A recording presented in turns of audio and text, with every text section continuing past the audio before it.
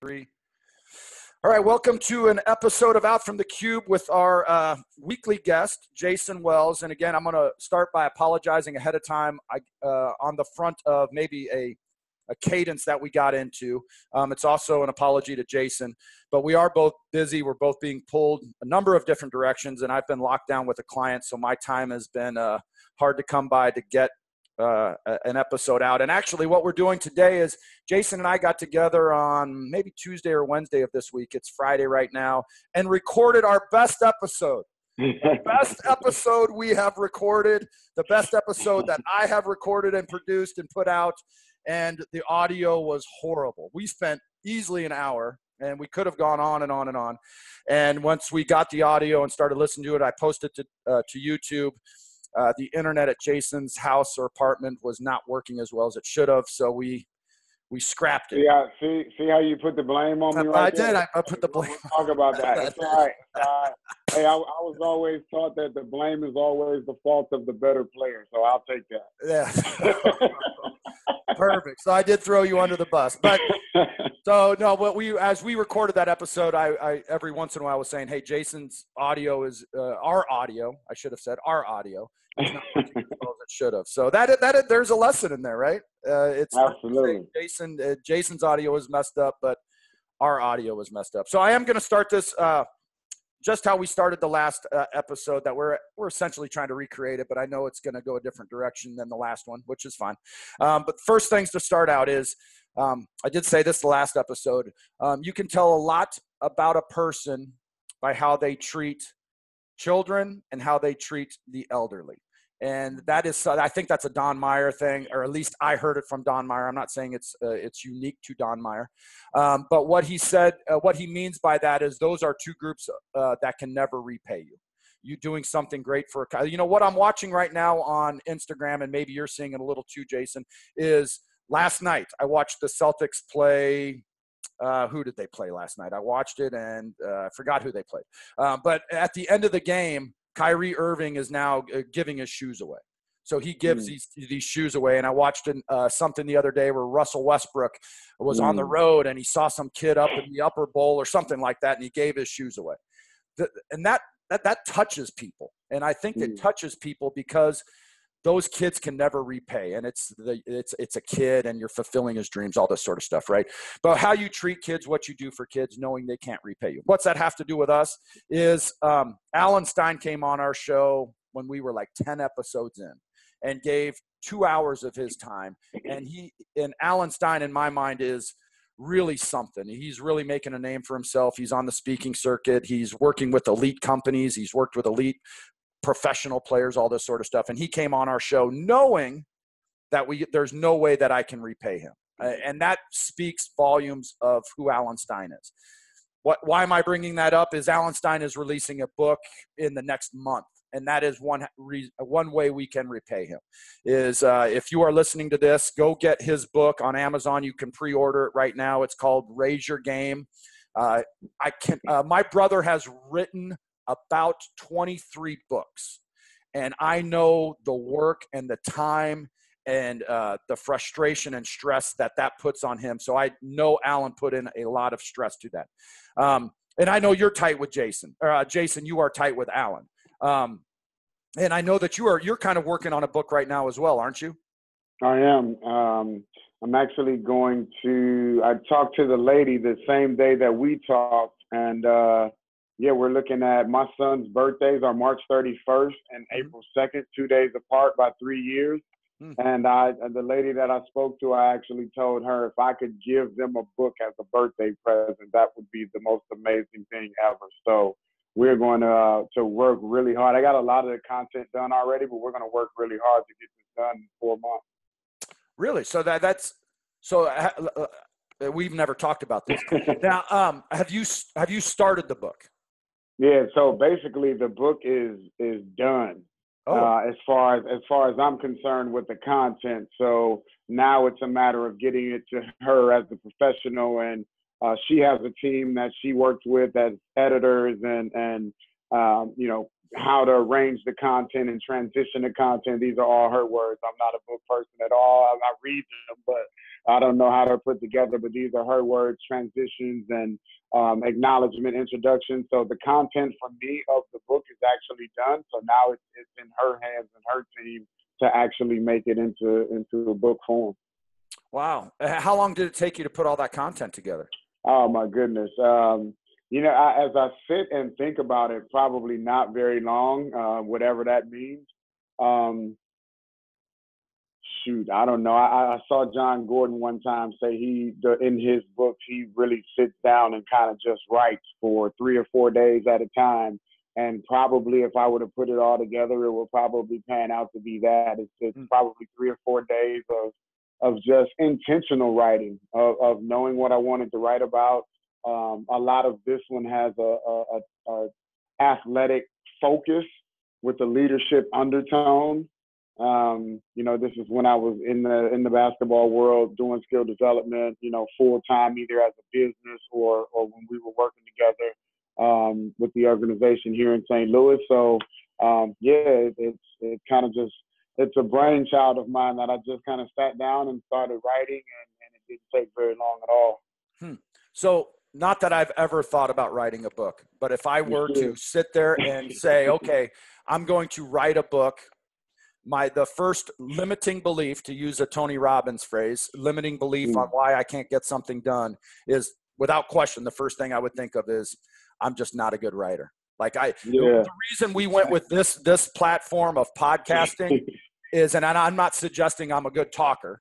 I'm suggesting I'm a better radio voice. You definitely have a radio voice. I am suggesting that I am a better talker than I am a writer.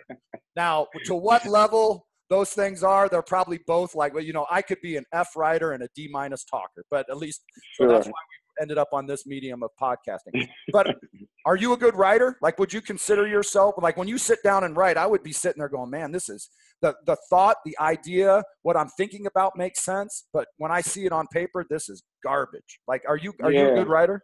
So it's exactly what you just said. I wouldn't necessarily refer to myself as some amazing writer. But what you just said is exactly what motivates me, is the fact that I'm just writing my thoughts out. I feel like it turns out pretty well, but it is literally that. It is literally me just writing what's in my mind. And that's probably a point on why it doesn't take very long, because it's already in there. Right. So I just write, and I don't have writer's block or anything like that. I don't find myself in times where I can't write because I'm not sitting down to write. And when I do sit down to write, I know what I'm writing about. I'll have a topic. I don't know if we talked about this on a previous episode or not, but Jay-Z, who's one of my favorite rappers, he has a line in one of his older songs, and him and Nas, another rapper, were kind of going through a little rap battle beef about 10 years ago. And Nas said something, and Jay-Z sampled that line. He took that line and used it in one of his songs, and then it came back and forth. And anyway, long story short, Jay-Z said in response to Nas, he says, "Yeah, I used your voice. You were using it wrong. You made it a hot line. I made it a hot song." And that basically means I took your line, which was really good, and I made a whole song out of it. And that being one of my favorite lines. But that's kind of what I do. As much content as you and I both consume, how I usually get inspired is by hearing someone else say a certain line or say something that really resonates with me.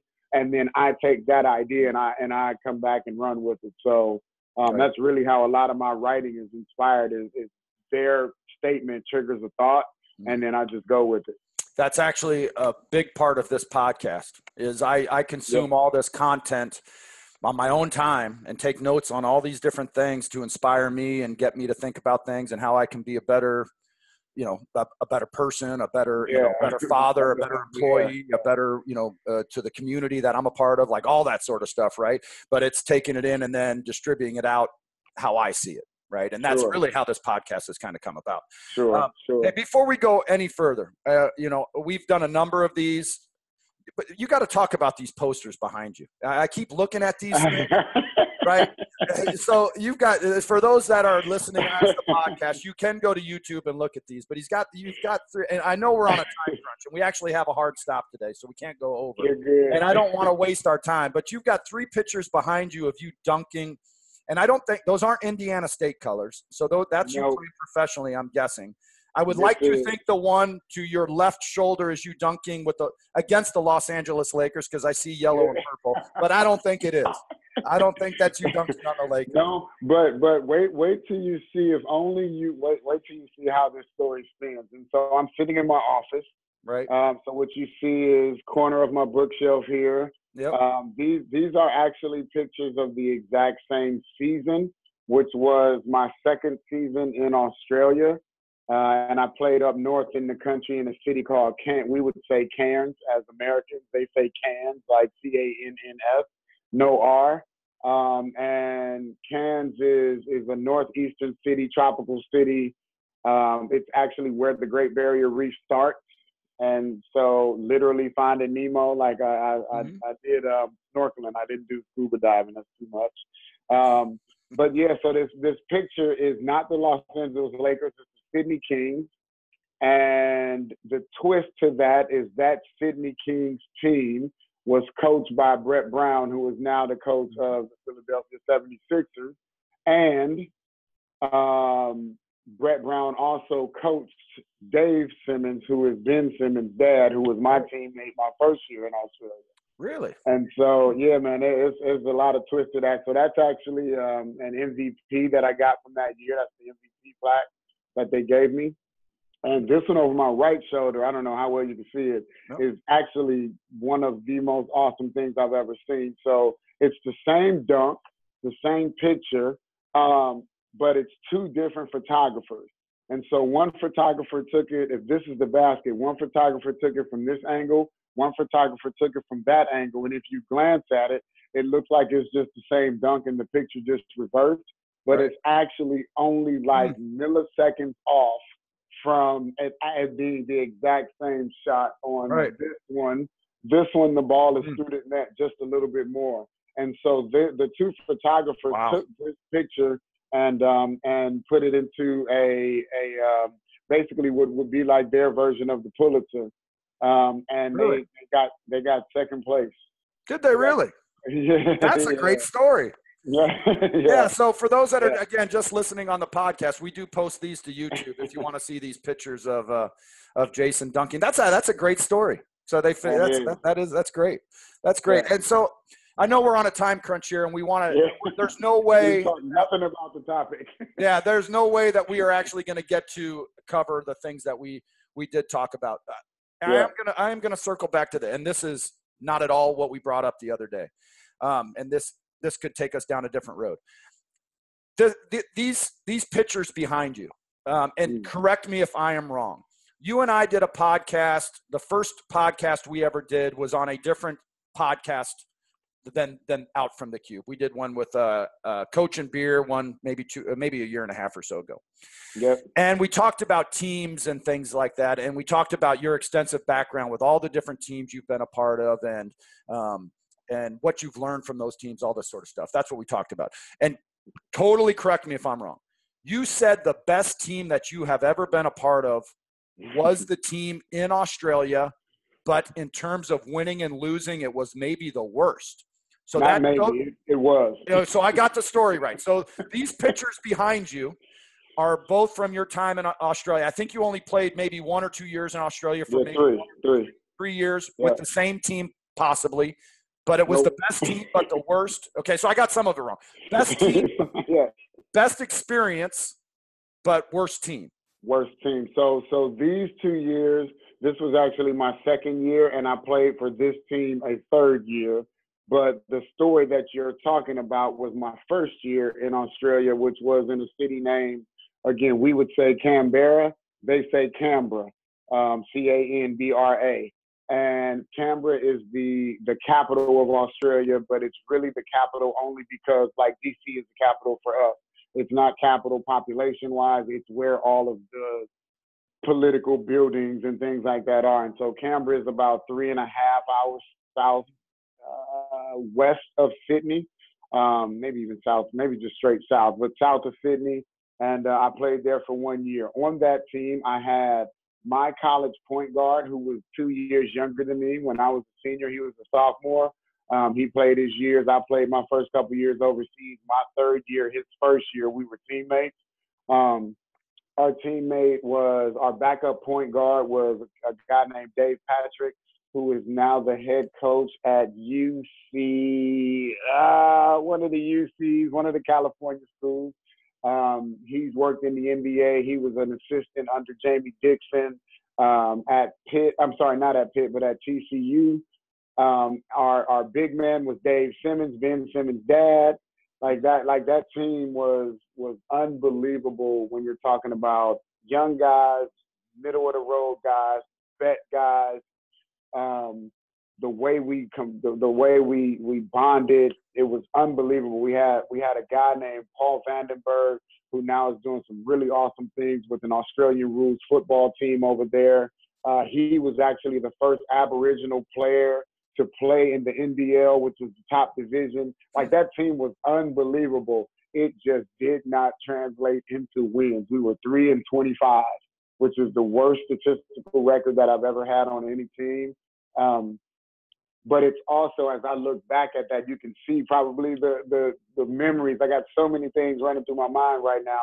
And the thing that team resonates with me is, in any team you're in, just because you bond well, just because everything works, just because that was the best team ever, does not translate into success. It does not. It does not. And I feel like it's like that in life. Now, yeah. So there's all sorts of business and business and organizational lessons in there. Is it simply just because you weren't good enough?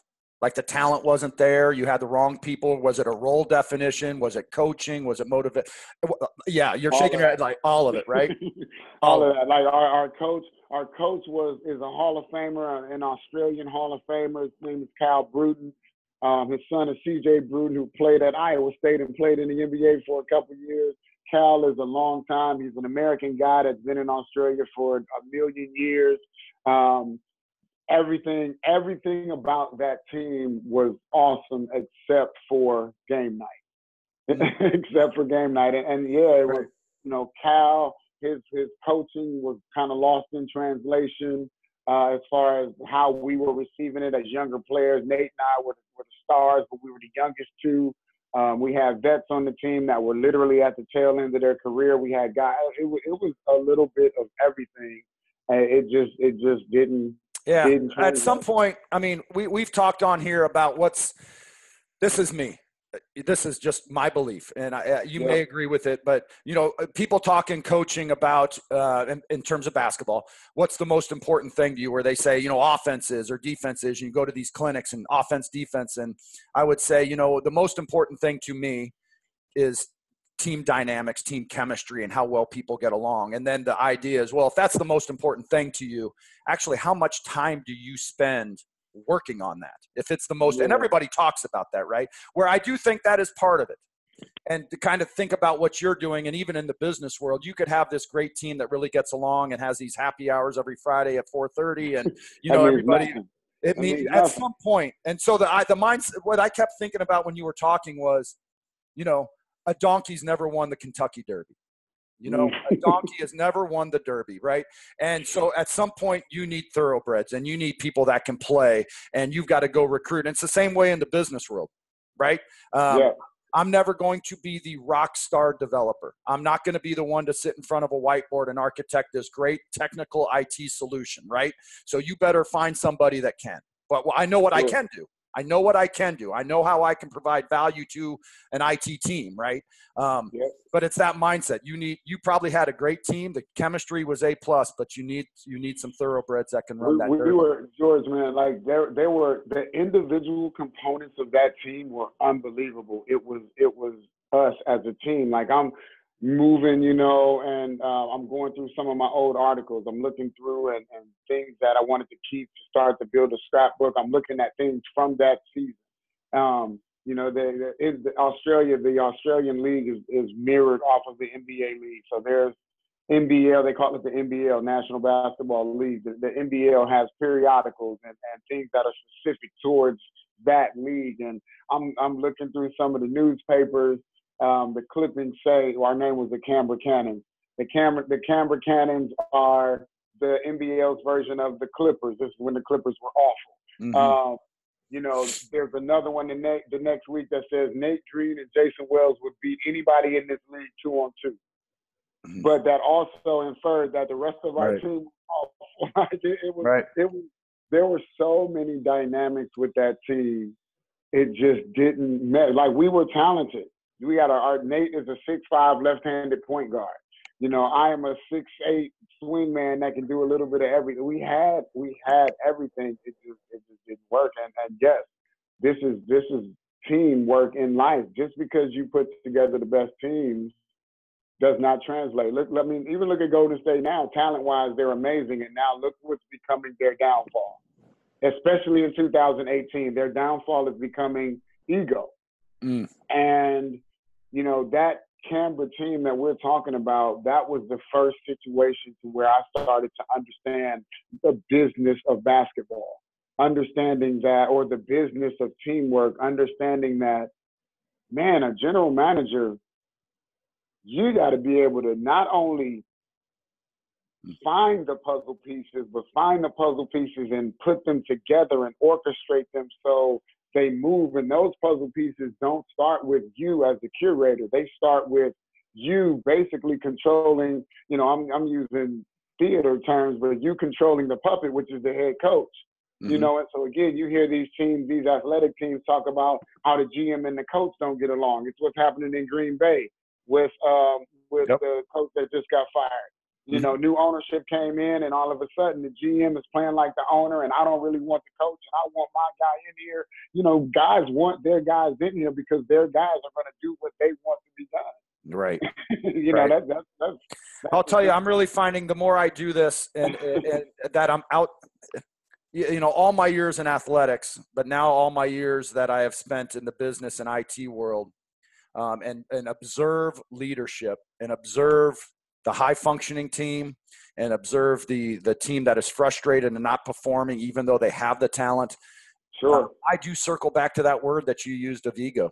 I really circle back to that of control and ego and how that just can cripple, how that can just cripple great teams, great organizations, great creativity, and great collaboration. All that it just can cripple it. And I've seen some of the most talented people with no ego and how they uplift and just continue to crush it. Hey, I know we're on a time crunch and we're 8 after. Go ahead. I want to come back to this. And, you know, I know we talk about a million things, and actually I'm going to write it down. This can be something that we can talk about in a future episode. So, you know, you hear commentators talk about certain guys being role players. Mm-hmm. And that – I think you know this, but I have literally played at every position on a team that you could potentially play on. I have been the guy that didn't come out the game, and I've been the guy that didn't get in the game, and everywhere in between.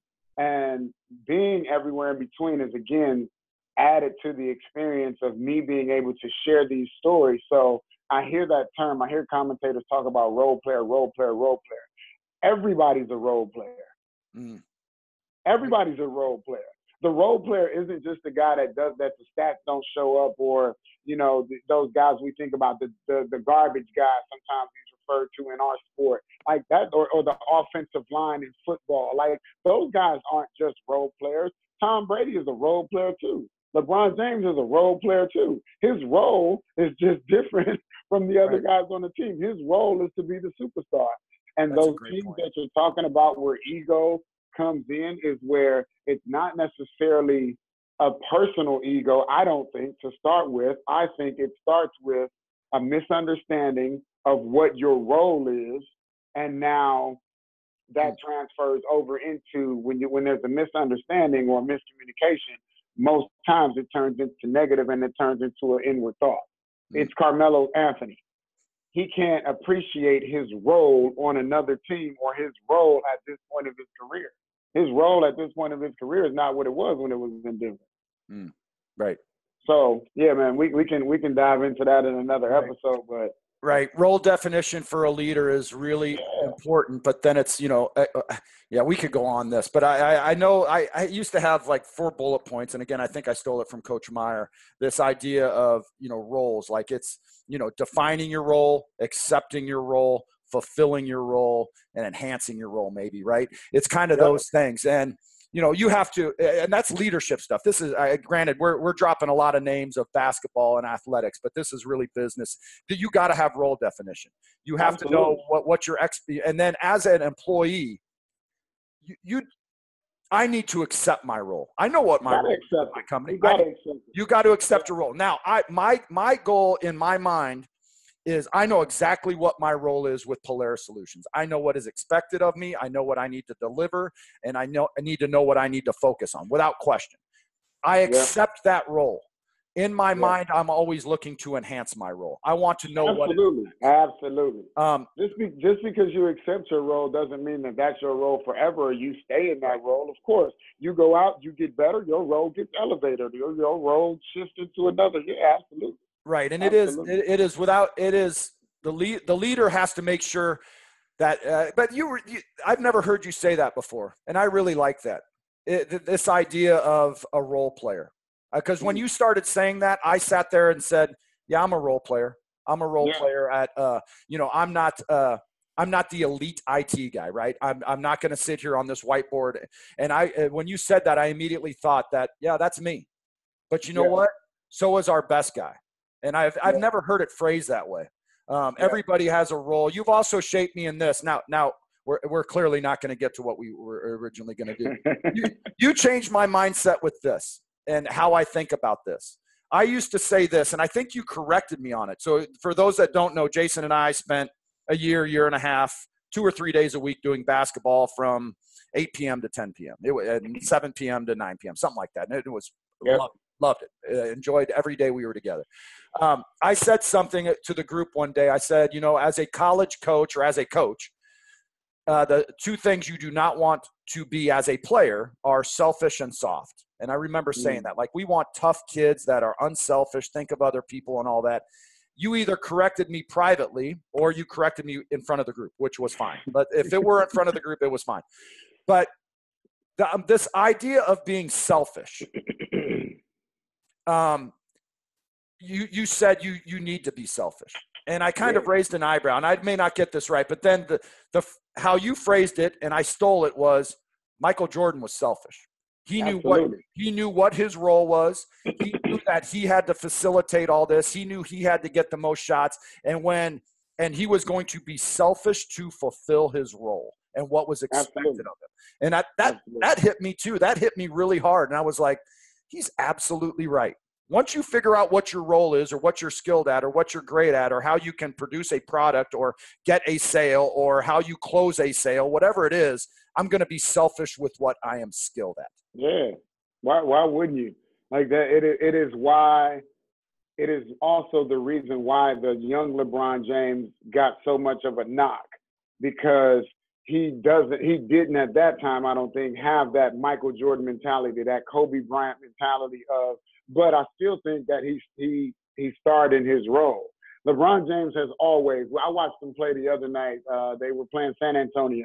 Mm-hmm. And he had just hit, I think, 6 straight points. He had two threes, 2 big threes to bring them back as they were coming back. And the next time down the floor, he caught the ball, brought it down in transition, drove down the lane, and hit Lonzo Ball in the corner for a closeout 3. And again, I know we're talking a lot of basketball, but this will tie into, he hits Lonzo Ball, who is a non-shooter, in the corner for what should be a wide open 3.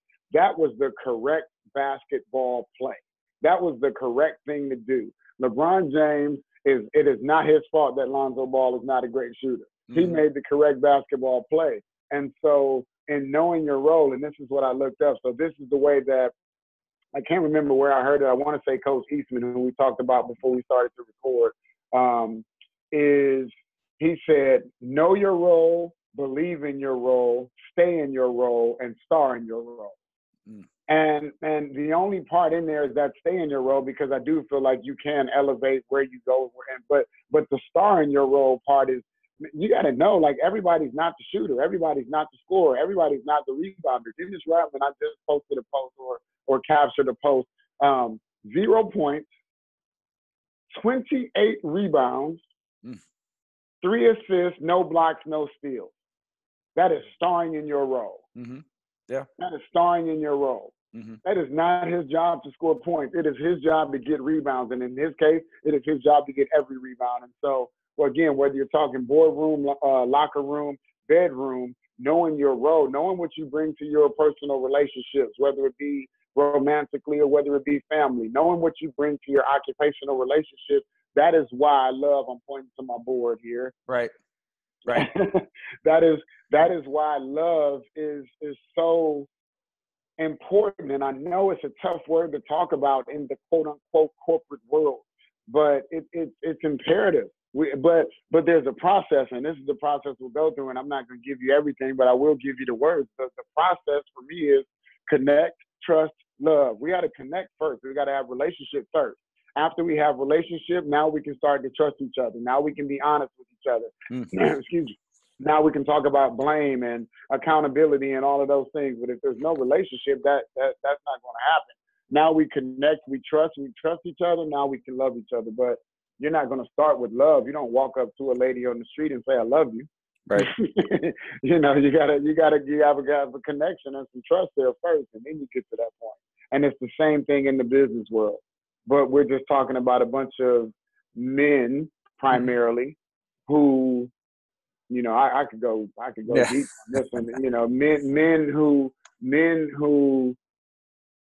struggle with love in their personal lives, whether it be romantic or family or whatever. And now here I come in telling them that they need to love the people that they work with. Like, I don't even love the people that I'm supposed to love.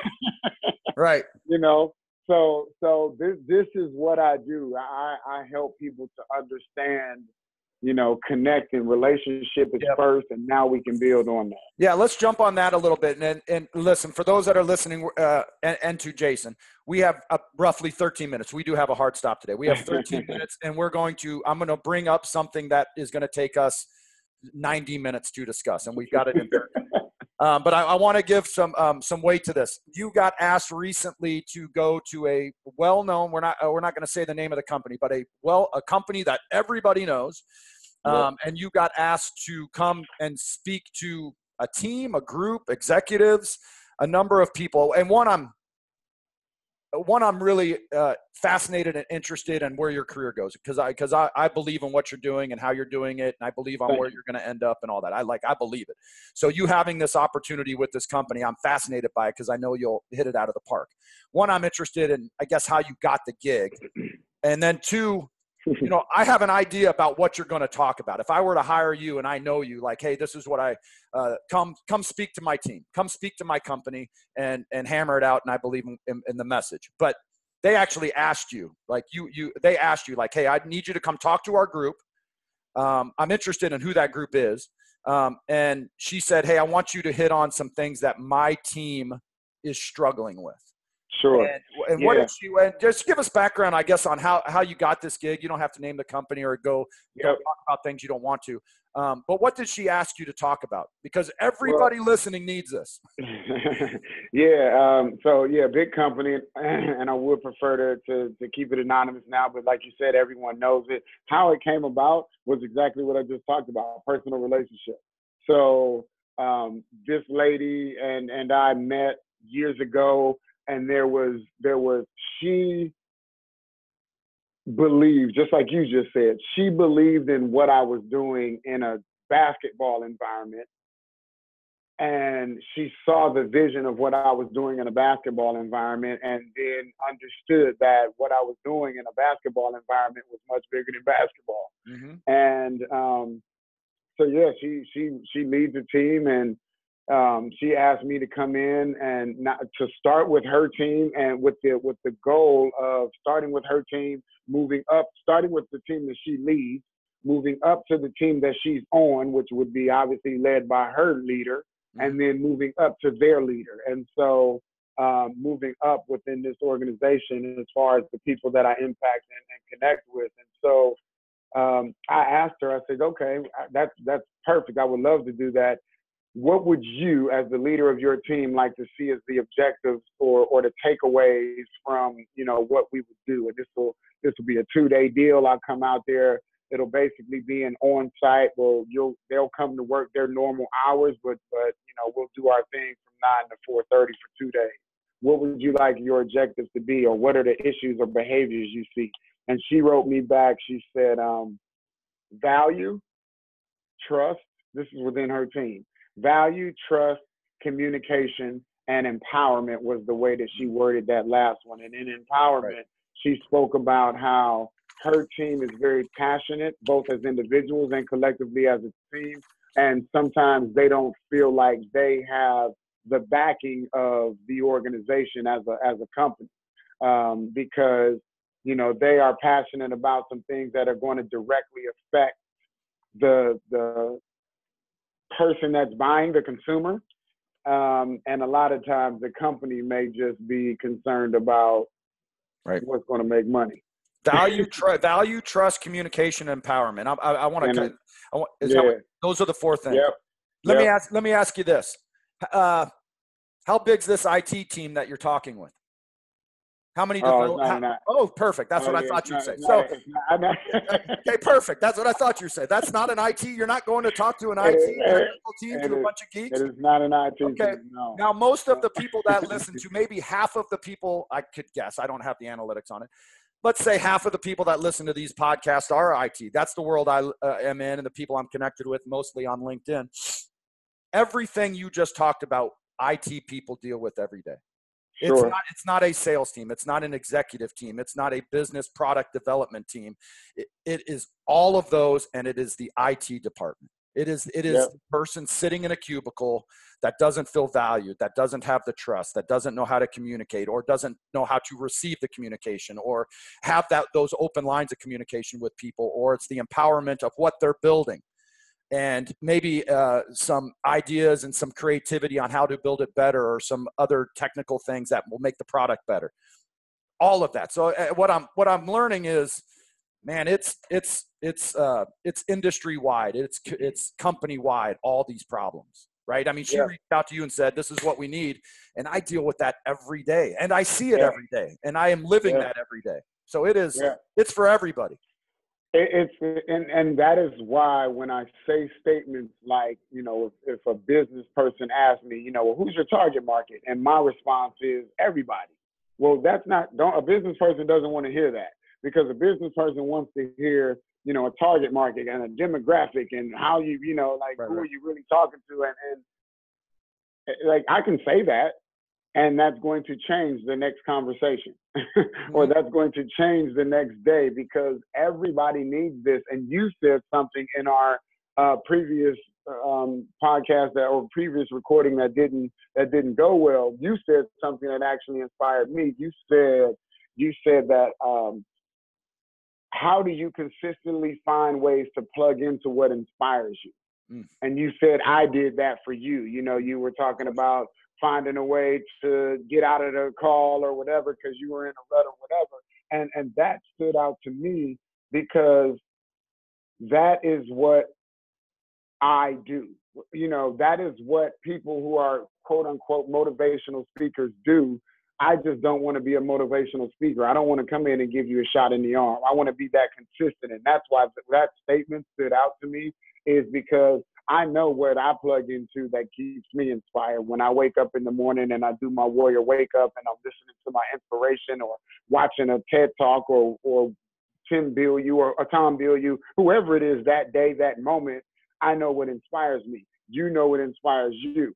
There's a ton of people who don't. That's why we didn't talk about this, but the title of my book is going to be The Things We Know and Do Not Do. We know it all. I don't believe in that statement of, better. When you know better, you do better. I don't believe that, because we all know. I think we talked about this the other day. We know how to lose 20 pounds. We just don't do the things that's necessary to do it. Right. Right. So Yeah, we know these things. We just don't do it. Yeah. So but to circle back on this talk. So, like all those things, the trust, the communication, and you and I are very similar in terms of writing things down in little phrases. And it's funny. Let me circle back to the name of your book, right? We all know this stuff, and I'm listening to this stuff that inspires me. And I wake up and listen to Gary Vee or Ed Milet or I'm forgetting the gentleman's name that has got an Italian name. Grant Cardone. Yes, the Cardone and some of those guys. These people that we listen to that inspire me. I'm like, man, I know that, or I've heard that 100 times. And I'm not living that. I'm not doing that. I'm not executing on that. But the way they phrase it, or hearing it a different way, or hearing it in a basketball sense from you, right? Of being selfish, or knowing, that whole idea of Michael Jordan, or the stories that we heard from Kobe Bryant when he was on with Lewis Howes, like, and that inspires me or gets me. But I've heard that all before. But it's amazing. Yeah. You and I both say this. It's and I've stolen it from you, and I've just started saying it. Simple, not easy. This stuff is easy. This stuff is easy. What we're doing. Sure it is. It's so simple. Hard. It's simple. It's simple. It's simple. It's not easy. It's not. Let me tell you this. I am 45 years old. I have a horribly bad lower back that I'll throw out once or twice a year. I eat I'm terribly out of shape, even though I can't put on weight. Right. And I get up early. Right. And so I'm sitting there, and a month ago at 4:30 in the morning, I get in my car and I get to a CrossFit gym at 4:50 in the morning. And I walk into this CrossFit gym and work out.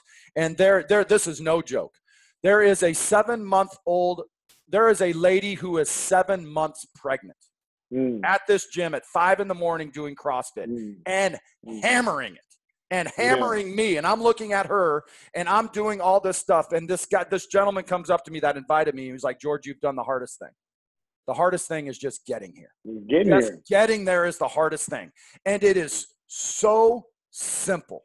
Some of the choices that I have to make in my life to have a better life, to have more of an impact, to be more connected with my family, my community, my employers, my clients, are super simple.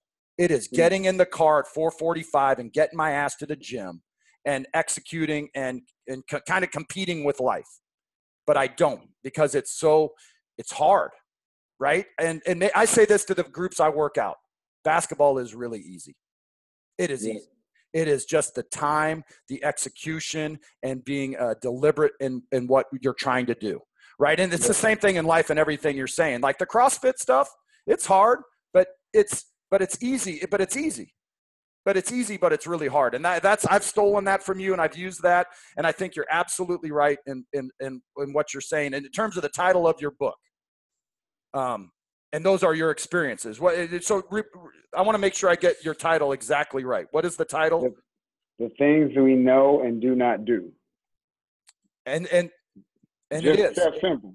Just that simple. The things we know and do not do. We know, and it's actually I'll admit right here. It is a play. I watched Jerry Maguire a few months ago, and it is a spin off of, if you remember, his dissertation when he left was entitled "The Things We Think and Do Not Say." Mm-hmm. That was when he wrote his little, I'm tired of working at this big firm that doesn't care about the athletes. I want to work for a firm that, I can have relationships, connection, and actually care about the guys that I'm working with and working for. Mm-hmm. That was what he titled it, "The Things We Think and Do Not Say." And so I took that and I said, okay, I like that. And yeah, but we also know a lot of things that we don't do.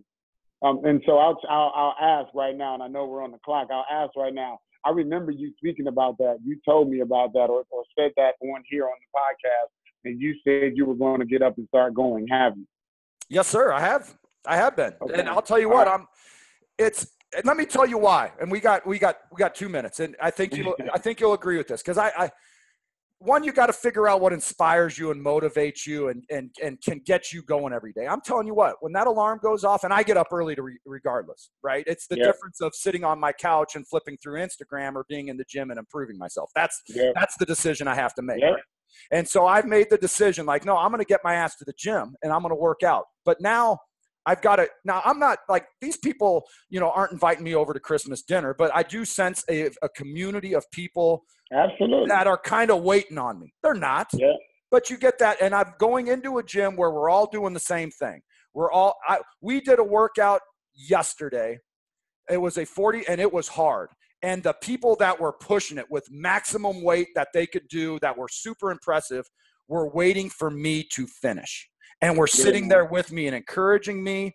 And there's something about, doing something together with a community where you're kind of accountable to one another, but there's an encouragement to it. It's hard. You're improving. I'm here to watch your improvement. I'm here to encourage your improvement. I'm here with you. That gets me up at 4:30 and says, I'm going. Right? I'm telling you right now, it's the lady that is 7 months pregnant that is grinding it so hard, and I'm sitting there going, well, what's my effing excuse? You know what I mean? Like I'm 190, 45 years old with a bad back, and I just want to sit and drink coffee and flip through Instagram. Where there's a lady that could give birth during this hour. She could go into labor, right? And she's sitting there doing power cleans of like 185. Yeah. What's my deal, right? Why can't I better myself? And I think it's not the CrossFit thing, but I think it's the sitting in my cubicle, right? Of a shared suffering, shared environment. That's the easy. That, what you just said, is the difference between simple and easy. Simple is getting up and going to the gym with this lady who's busting her hump while she's literally growing another person inside. That's the simple thing to do. The easy thing to do is to sit in your cubicle and drink coffee and scroll through your Instagram. That is the difference between simple and easy. That is the difference. Right. That is it. The simple thing is actually the more difficult thing. It's actually the harder thing, which is why people don't do it. Because the easy thing to do is I can just sit here and I can be in my own world and I can entertain myself by scrolling through somebody else's world who's probably doing the things that I should be doing, or at least that's what they're posting. They're posting that they're doing the things that I should be doing. So now I don't even know whether George, man, there's so much depth to this. Like your community statement, of course, because we are all individuals, but we all love that team. This is why me, as a non-business person, as an athlete for all of my life, can walk into a corporation of guys and ladies that have never played a sport in their life, and we can connect because it's not the content of the story. It's not me running up and down the court. It's me being able to draw out emotion in them that they can relate to also being on a team. Mm-hmm. We're all a part of a community. And again, this is Alice in the rabbit hole right here. This is what's wrong with our country. Because we're so divided as individuals now that no one knows what team they're on. So now it's literally survival of the fittest. Because again, when the ish hits the fan, everything turns intrinsic and we go into our reptile mode where I got to protect myself. I got to protect myself. And if I got to protect myself, I'm either going to isolate myself with this very small group of people who think like me, believe like me, or it's me against the world. Like George, man. But again, this is not rocket science. It's simple. It's people, bro. It's people. It's people. It's people. Listen. This is what I love about our conversations is one, I have no idea where we're going to end up, which is absolutely cool with me. 2, we could go on for hours and hours and hours. And 3, I feel like I get a therapy session. It doesn't cost me any money. People get. Let me touch on this, George. I promise I'm gonna shut up after this because there's so much, and I just get to the point now where I write down. I wanna talk about this on another episode as well. You mentioned this therapy. It is not therapy. What it is it's real conversation. You and I are having real conversation, but because we're stuck in between these two mediums of small talk and therapy, and real conversation happens so far and few between, when we find ourselves in real conversation, which is ultimately connection and relationship, it often feels therapeutic. Come on, man. Come on, bro. Perfect, Mr. Wells. Perfect. All right, listen, I'm going to wrap this up. Jayson and I will be back on next week, I promise. Because listen, if you listen to this and don't get the value out of it, I apologize. And again, if this is a one-person audience, for me to get juiced up leading into a Friday and my weekend, I get to spend time with my kids. And listen, I know we're time crunch. You've got to figure out what inspires you. Like, not talking to Jayson, talking to me and talking to people. Like, you've got to figure out what gives you the goosebumps, which gets you out of bed at 4:30, which gets you to noon, which gets you to your weekend where you're just excited about the people that you're connected with, your community, your family, whomever else. Like, Jayson does that for me. And that's my whole point. Now, is Jayson the only person that I'm plugged into? No. Like, I figure out all this other stuff, whether that be Lewis Howes or Gary Vaynerchuk or these other people I listen to or the books I read. So, and I want to wrap this up with one thing. We're 6 minutes over. You are finishing up or about to finish up a website, right? There are ways for people to track you down to one. I think you are putting our podcast, our content up on there, right? Our videos. Yep. What is the website? So it's my name. It's JaysonWells.com. JaysonWells.com. And yeah, it's up. It's up and live. Yeah, today is the first day. I'm excited. There's a tab there for our podcast, and it's actually the audio versions now, which is why I asked you for those. So it's the audio versions of our podcast are connected to it. And I'm excited. Okay, yeah. So we'll continue to plug that as Jayson and I continue with these podcasts, because I'm going to be selfish because I get a lot of value out of it, and I hope you do as well. And I'm going to run this race with Jayson as long as he'll continue to find time for us, because I'm excited.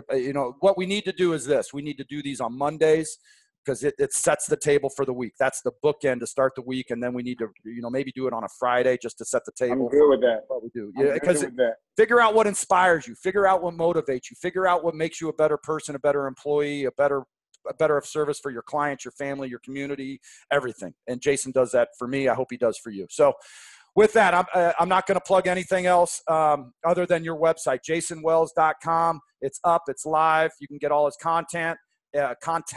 And if you are a company listening to this, Jayson is going out to a substantial company in the next month or so to give a workshop, however you want to flag that.